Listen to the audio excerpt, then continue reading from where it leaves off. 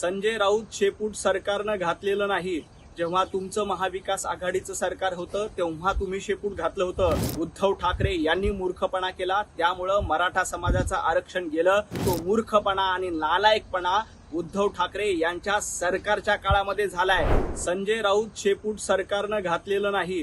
जेव्हा तुमचं महाविकास आघाडीचं सरकार होतं तेव्हा तुम्ही शेपूट घातलं होतं। मराठा समाजाला न्याय देण्याचं काम, मराठा समाजाला आरक्षण देण्याचं काम देवेंद्रजी फडणवीस यांनी सातत्यानं केलं होतं। तुमचं महाविकास आघाडीचं सरकार असताना उद्धव ठाकरे यांनी शेपूट घातलं होतं। उद्धव ठाकरे यांनी मूर्खपणा केला, त्यामुळं मराठा समाजाचं आरक्षण गेलं। आणि जेव्हा एकनाथ शिंदे मुख्यमंत्री झाले तेव्हा पुन्हा एकदा मराठा समाजाला आरक्षण मिळवून दिलं। हे आरक्षण देणारं सरकार आहे।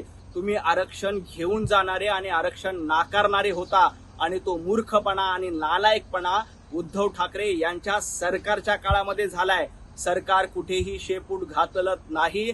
मराठा समाजाला आरक्षण देण्याचं काम सातत्यानं देवेंद्रजी फडणवीस यांनी केलंय।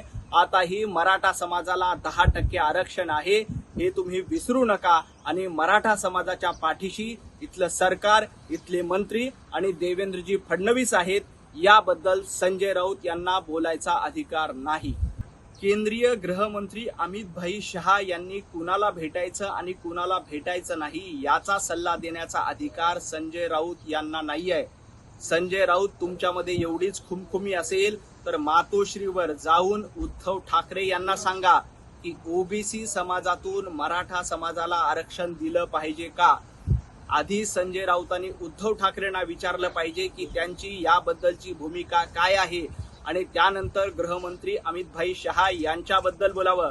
महाविकास आघाडीनं सातत्यानं मराठा समाजावर अन्याय केला, सातत्यानं मराठा समाजाचं आरक्षण नाकारलं, मराठा समाजाला सुविधा दिले नाही, आणि ते आज गप्पा मारतायत।